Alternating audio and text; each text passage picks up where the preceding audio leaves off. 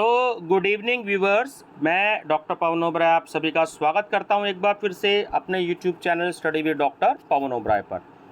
तो एक दो दिन पहले सीसीएस यूनिवर्सिटी मेरठ ने फिर से आपको जो है एनईपी के कुछ जो रूल्स हैं वो बताने की कोशिश करी है। ये 25 अक्टूबर 2023 में यूनिवर्सिटी ने जारी किए थे अपनी वेबसाइट पर। एक बार इन्हीं रूल्स को दोबारा से दिया है क्योंकि बच्चों को ये नहीं पता कि एनईपी के रूल्स क्या हैं। तो बहुत सारे बच्चों के अब रिजल्ट आ चुके हैं तो उनको इस बात से टेंशन हो रही है कि अगर ऐसा होगा तो कैसा होगा, क्या रूल्स हैं। तो इस वीडियो के माध्यम से आप सभी को जो है मैं कुछ रूल्स बताने का प्रयास करूँगा। बहुत अच्छे से समझ लीजिएगा।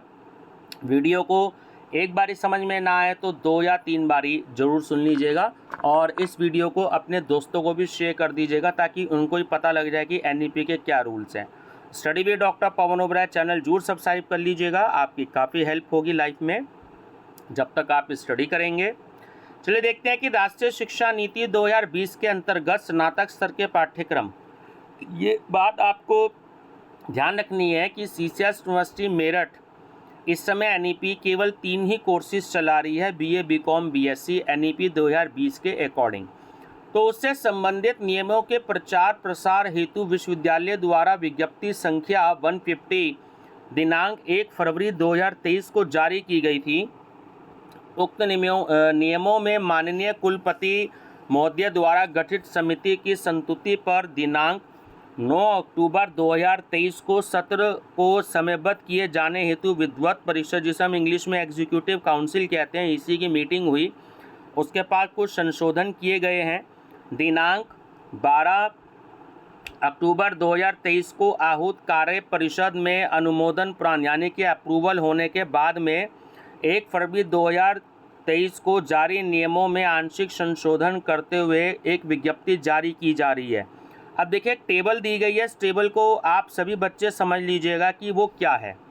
अगर किसी को शॉर्ट में लेटर ग्रेड जो लिखा होता है, ओ का मतलब होता है आउटस्टैंडिंग। अगर उसके 91 से लेके 100 के बीच में आते हैं, अगर उसके 10 पॉइंट आते हैं तो ठीक है।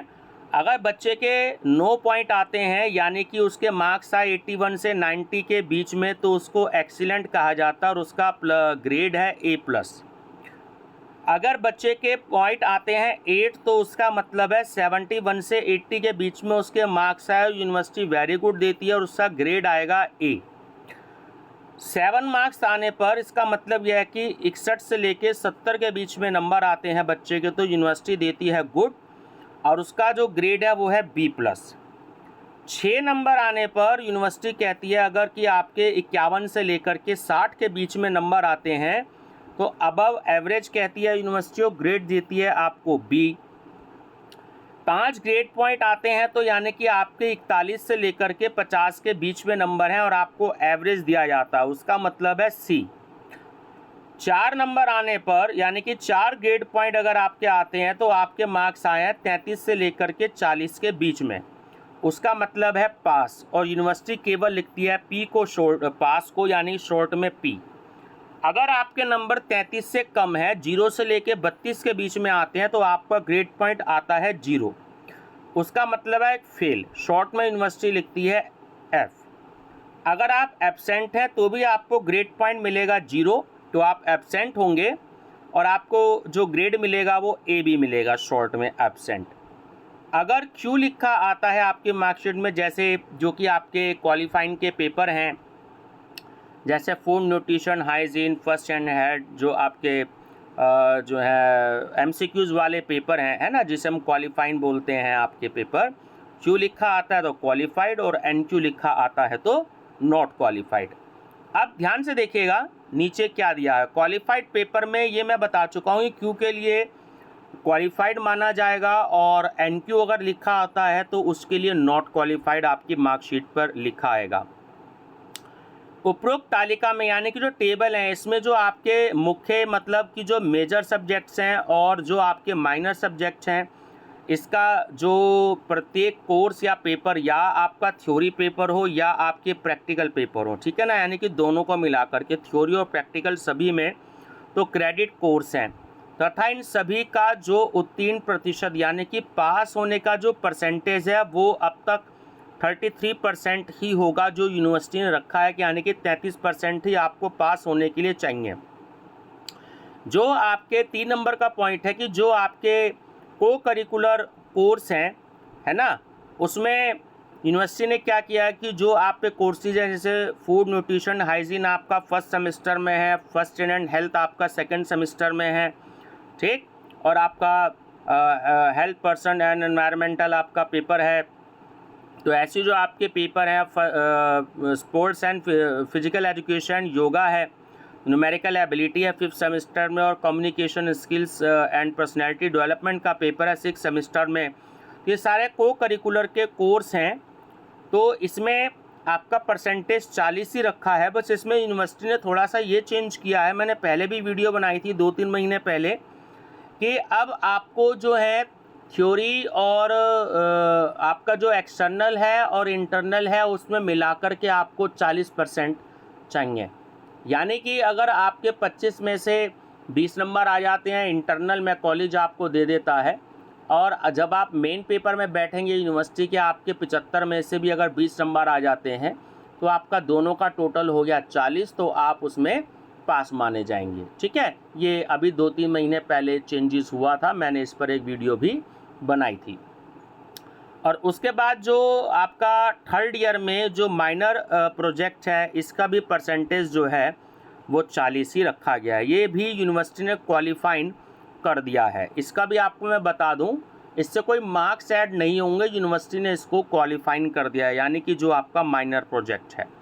उसके बाद जो आपके कौशल विकास के जो आपके कॉलेज वाले ही जो 4th नंबर का पॉइंट है 2.4, जो कॉलेज वाले स्किल डेवलपमेंट के पेपर कराते हैं, जो खुद ही कॉलेज वाले पेपर बनाते हैं टीचर्स और खुद ही कॉपी चेकिंग करते हैं, स्किल डेवलपमेंट के जो कोर्स हो गए, तो उसका टोटल आप सब जानते हैं कि वो 100 मार्क्स का होता है, और उसमें जो प्रैक्टिकल होता है वो 60 मार्क्स का होता है, जो थ्योरी होता है वो आपके 40 नंबर का होता है। यानी कि प्रैक्टिकल 60 नंबर का और आपका थ्योरी जो है वो 40 नंबर का होता है।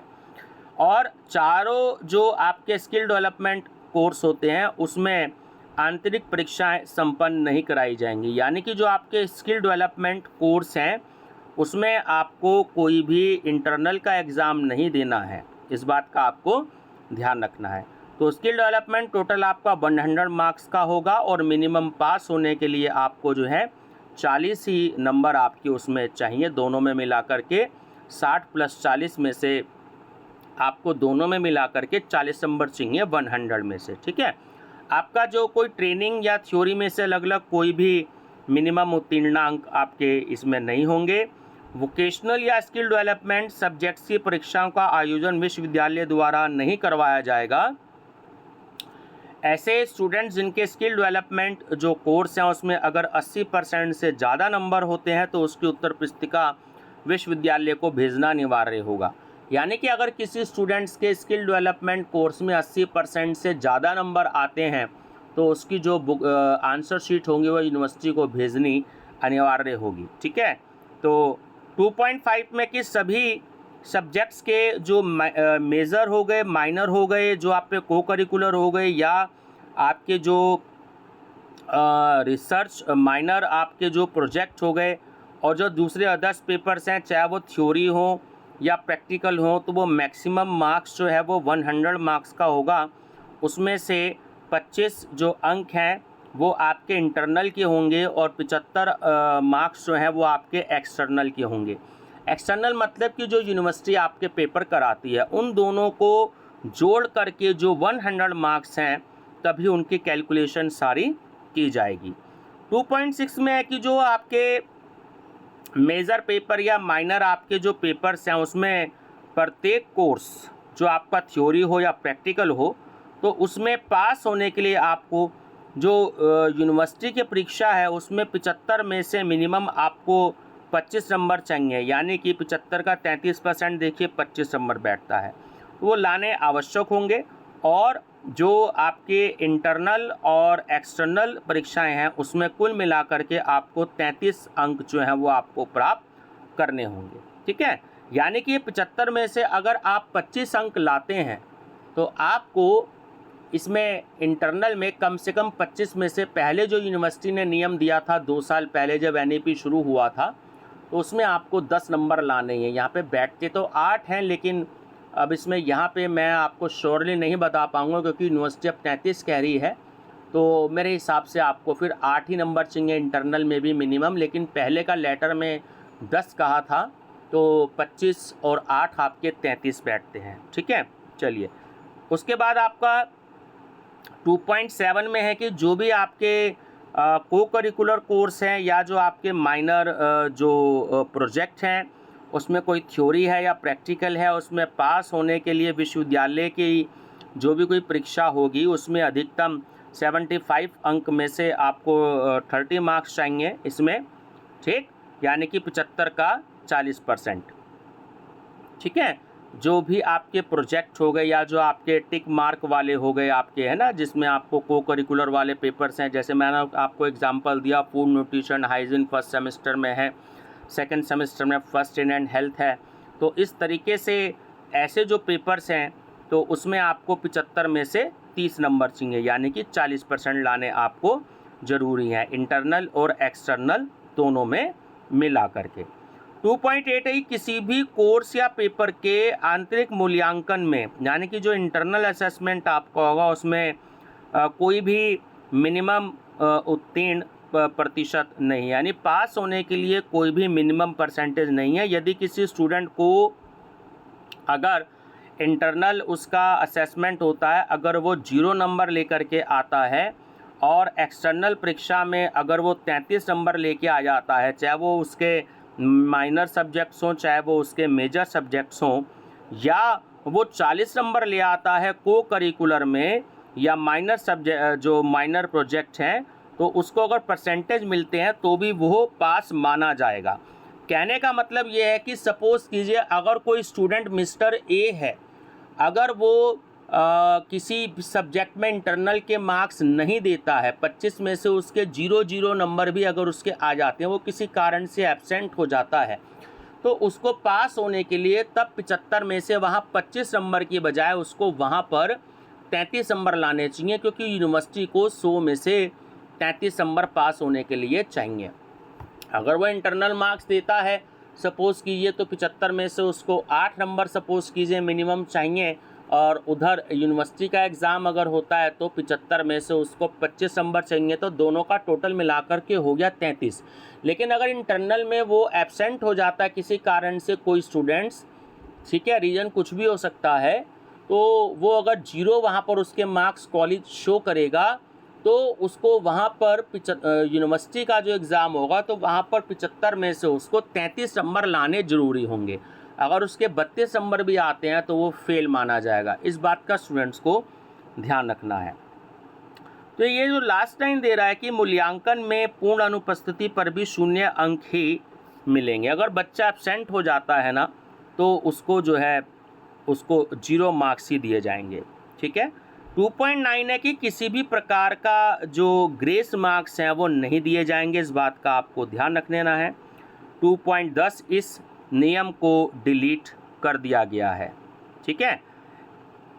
2.11 है यदि कोई स्टूडेंट्स मेजर या माइनर सब्जेक्ट्स के विश्वविद्यालय की जो परीक्षाएं होती हैं, जो एक्सटर्नल एग्ज़ाम होते हैं, उसमें अगर 25 अंक प्राप्त करने में असफल रहता है तो उसका जो रिजल्ट आएगा एक्सटर्नल एग्ज़ाम का तो उसमें फेल अंकित किया जाएगा। ठीक है, ये बात मैं बता ही चुका हूँ। अगर आपके 25 से कम नंबर आते हैं तो आप फेल माने जाएंगे।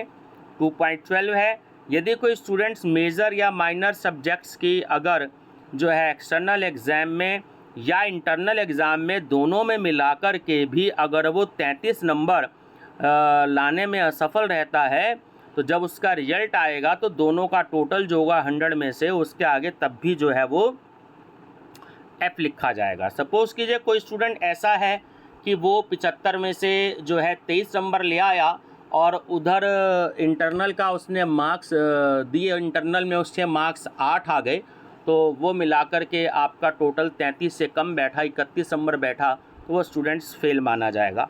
2.13 है कि इस नियम को डिलीट कर दिया गया है। ठीक है, अब प्रमोशन कैसे होगा, आप अगली कक्षा में क्लास में प्रमोट कैसे होंगे ये भी समझ लीजिएगा। जो थर्ड है आपका रूल की विद्यार्थी को, स्टूडेंट्स को जो उसका प्रेजेंट सेमेस्टर है अगले सेमेस्टर के लिए हमेशा उसको प्रमोट किया जाएगा, चाहे वो प्रेजेंट ओल्ड सेमेस्टर का स्टूडेंट हो, रिजल्ट चाहे कुछ भी हो, तो पूर्व नियम को इस नियम से प्रस्थापित किया गया है। ठीक, यानी कि वो अगर फर्स्ट सेमेस्टर का स्टूडेंट है तो वो अगर फेल भी हो जाता है फर्स्ट सेमेस्टर में तो उसको सेकंड सेमेस्टर में प्रमोट कर दिया जाएगा। ठीक है, इस नियम को डिलीट कर दिया गया है, ये दोनों बार कहा गया है। अब इम्प्रूवमेंट का रूल क्या है, बैक पेपर या इम्प्रूवमेंट आप कैसे दे सकते हैं। तो पहली बात तो ये 4.1 रूल ये कहता है कि इंटरनल पेपर में कोई भी बैक पेपर या इम्प्रूवमेंट की परीक्षाएं नहीं होंगी। जो आपका इंटरनल एग्ज़ाम होगा, जो आप कॉलेज में देते हैं, उसका कोई भी बैक पेपर या इम्प्रूवमेंट नहीं होगा। केवल पूर्ण सेमेस्टर को ही बैक परीक्षा के रूप में दोबारा देने की स्थिति में विश्वविद्यालय परीक्षा के साथ आंतरिक मूल्यांकन भी किया जा सकता है, किंतु एक स्टूडेंट को दो पूर्ण सेमेस्टर की संपूर्ण परीक्षाएं एक साथ नहीं दे सकेगा। अब इसका मतलब यह है कि मान लीजिए कोई स्टूडेंट फर्स्ट सेमेस्टर में आया और वो रिजल्ट चाहे कुछ भी रहा हो तो सेकंड सेमेस्टर में पहुंच गया। ठीक है, अब इवन के साथ इवन सेमेस्टर के पेपर होंगे, ये बात आपको ध्यान रखना है, यानी कि फर्स्ट, थर्ड और फिफ्थ, और ओड के साथ ओड ही पेपर चल रहे हैं, यानी कि सेकंड, फोर्थ और सिक्स। अब स्टूडेंट अगर फर्स्ट सेमेस्टर से आया और वो 1% फेल हो जाता है किसी एक या दो सब्जेक्ट्स में, और वो सेकंड सेमेस्टर में तो आ जाएगा, लेकिन उसके बाद फिर वो थर्ड सेमेस्टर में आ गया, तो वो थर्ड सेमेस्टर के साथ फर्स्ट सेमेस्टर के जो है वो बैक पेपर, वो अगर टाइम एक रहता है जैसे एग्ज़ाम्स का, जैसे इस बार रहा जो यूनिवर्सिटी ने पेपर करवाए अब, तो वो नहीं दे पाएगा। इस बात का आपको ध्यान रखना है। ठीक है, क्योंकि यूनिवर्सिटी ये कह रही है आपको कि आप 2 सेमेस्टर के पेपर नहीं दे पाएंगे, यानी कि इसका ये भी मतलब हम निकाल सकते हैं कि फिफ्थ सेमेस्टर में अगर स्टूडेंट है तो वो फर्स्ट सेमेस्टर का पेपर नहीं दे पाएगा, वो केवल थर्ड ही सेमेस्टर का पेपर दे पाएगा। अगर थर्ड सेमेस्टर का बच्चा है वो फर्स्ट सेमेस्टर के तो पेपर दे सकता है, लेकिन अगर वो बच्चा फेल होते होते फिफ्थ सेमेस्टर में अगर पहुंच गया तो वो थर्ड सेमेस्टर में भी अगर बच्चा फेल है तो वो बच्चा थर्ड सेमेस्टर के तो दे सकता है, लेकिन वो फर्स्ट सेमेस्टर के वो बैक पेपर नहीं दे पाएगा। इसी तरीके से अगर वो बच्चा सिक्स सेमेस्टर में आ जाता है तो सिक्स सेमेस्टर के साथ वो फोर्थ सेमेस्टर का पेपर तो दे सकता है, लेकिन वो सेकंड सेमेस्टर का पेपर नहीं दे पाएगा, यानी कि वो 2 पूर्ण सेमेस्टर के बैक पेपर नहीं दे पाएगा। इस बात का ध्यान रखना है। ठीक है, चाहे वो ओड हो चाहे वो इम्प्रूवमेंट हो। जैसे अभी भी हुआ था कि जीएसटी जो कि फिफ्थ सेमेस्टर में है बीकॉम में पेपर, और फर्स्ट सेमेस्टर में बिजनेस स्टैटिस्टिक्स है, वो एक दिन और एक ही समय पे यूनिवर्सिटी ने रखा था, तो बच्चों ने फिफ्थ सेमेस्टर के ही पेपर दिए, फर्स्ट सेमेस्टर के वो पेपर नहीं दिए थे, क्योंकि यूनिवर्सिटी ने बैक पेपर के जो रोल नंबर थे वही जनरेट नहीं किए थे। अब इसके बाद यूनिवर्सिटी इनके लिए स्पेशल एग्ज़ाम करवाएगी, वो कब करवाएगी अभी इसके बारे में कोई इन्फॉर्मेशन नहीं है। 4.2 ये कहता है कि स्टूडेंट्स को बैक पेपर या इम्प्रूवमेंट की सुविधा केवल सम सेमेस्टर, यानी कि जो सेकंड, फोर्थ और सिक्स सेमेस्टर के पेपर्स हैं तो उसके लिए सम सेमेस्टर में ही उपलब्ध रहेगी। ठीक है, सम सेमेस्टर यानी कि सेकंड, फोर्थ और सिक्स।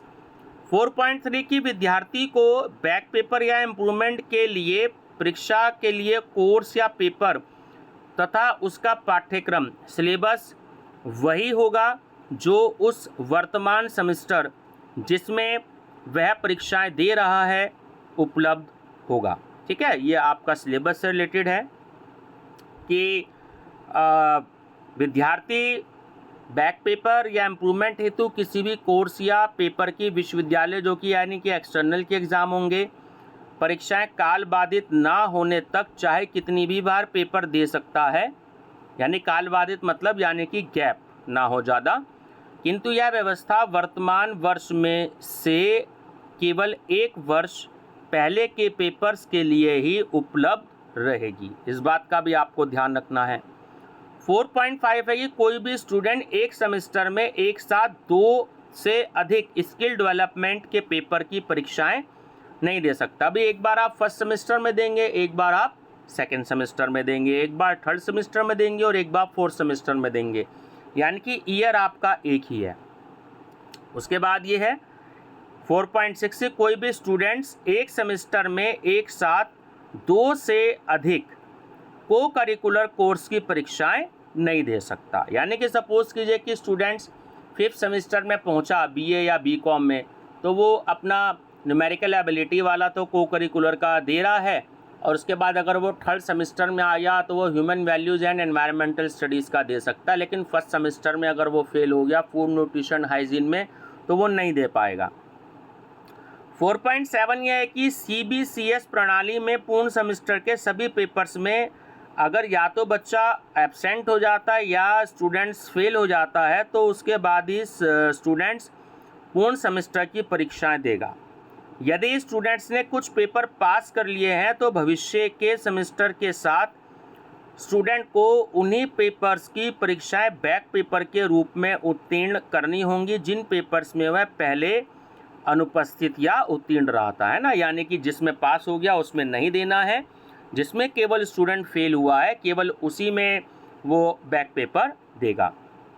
4.8 है कि वर्तमान सेमेस्टर का स्टूडेंट्स पिछले किसी एक सेमेस्टर के अधिकतम 18 क्रेडिट के पेपर की परीक्षा में बैक पेपर के रूप में सम्मिलित होने हेतु अनुमत होगा।